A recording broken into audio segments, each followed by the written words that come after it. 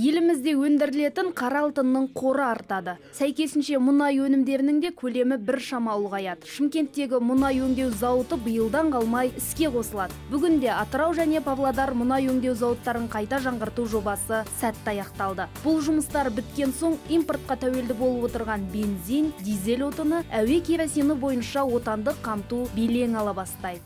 Қазақстанда мұнайдың қорын запаспен ресурсты айтсақ, 5 миллиардқа жақын, 8 миллиардтай сондай есепте бар.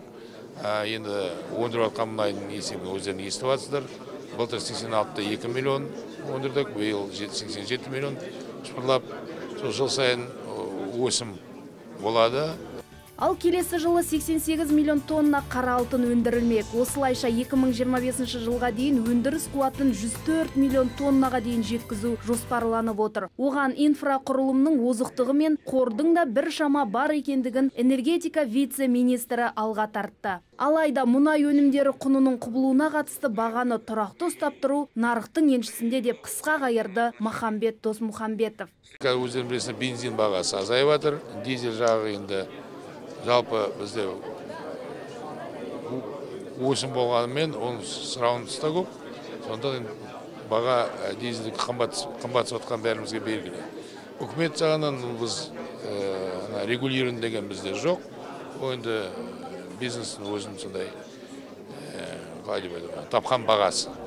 Атырау және Павлодар мұнай өңдеу зауыттары қайта жөндеуден өткеннен соң өнімнің сапасы да жақсарыпты. Қайта өңдеу қуаттылығы 63%-дан 83%-ға артқан. Сондай-ақ Еуро 4, Еуро 5 талаптарына сай келетін жанармай, дизель отыны мен әуе керосинді көптеп өндіруге мүмкіндік мол.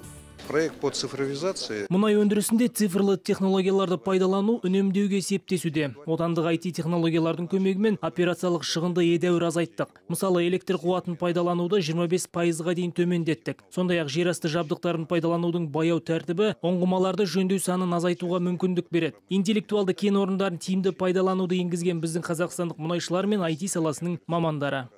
Сарапшылардың сөзінше Қашаған кен орнына деген үміт басым. Өйткені еліміздің жалпы ішкі өнімінің 19%-ын осы мұнай және газ секторы құрайды екен. Ағымдағы жылы Қашағанда 10 миллион тоннадан астам өнім өндіру көзделген. Ал былтыр бұл көлем 8 миллион тоннаны құраған еді.